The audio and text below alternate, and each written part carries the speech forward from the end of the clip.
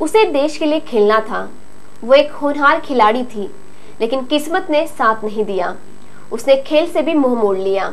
मुंबई चली आई, लेकिन बदकिस्मती ने उसका पीछा नहीं छोड़ा। यहाँ भी उसे कामयाबी नहीं मिली।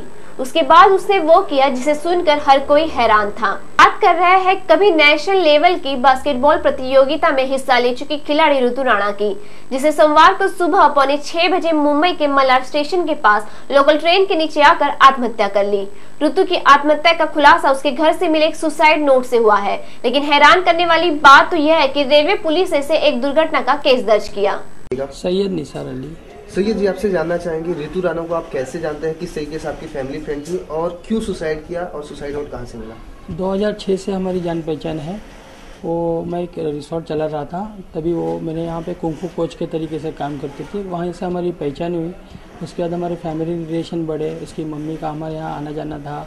वो हमारे यहाँ बच्ची की तरह खेलती थी, उठती थी। मेरी एक बच्ची, छोटी बेटी, उसके साथ अक्का दिन रात उसके साथ रहती थी।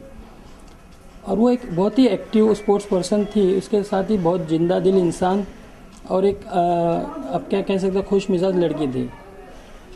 सर, कब पता चला आपको कि ऋतु ने सुसाइड कर लिया है? सैटरडे के दिन वो नर्वस ही मेरे रिसोर्ट में आई, बैठी।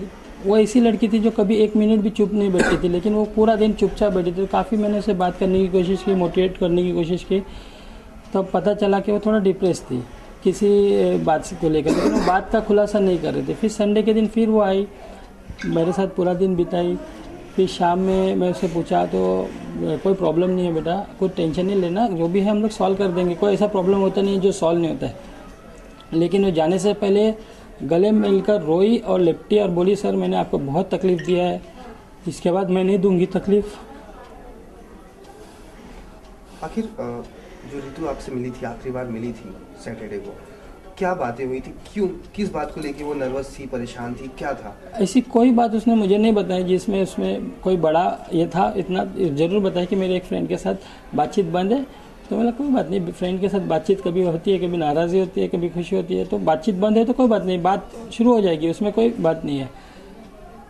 लेकिन जब ये मंडे के ये कल के दिन जब मैं सुबह में, मुझे 7 बजे रसाली सर जो कुंफू सिखाते हैं उनका मुझे फ़ोन आया, क्या ऐसा ऋतु का मलाड प्लेटफॉर्म पर एक नंबर पे एक्सीडेंट हुआ है।